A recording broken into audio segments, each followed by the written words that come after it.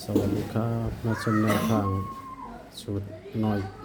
ตำน้อยปกติเนาะครับเนาะว่านี่เนาะครับเนาะเห็นว่าส่วนกันวัดสีตัวเนาะครับเนาะ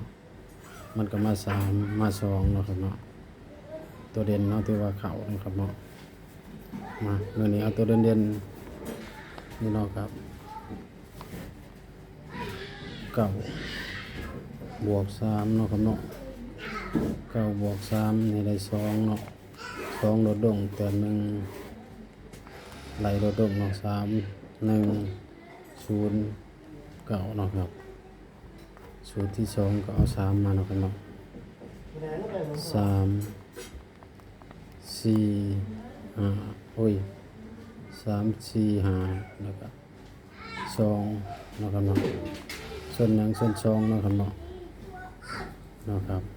บางเทื่อมันก็มานำกันเนาะครับมีส่วน2ถ้าสันเนาะก็เอาอีกสูตรหนึ่งของมันนี่เนาะครับนี่เอา2ตัวราง9 บวก 2 9 บวก 2ได้1เนาะครับ1 บวก 3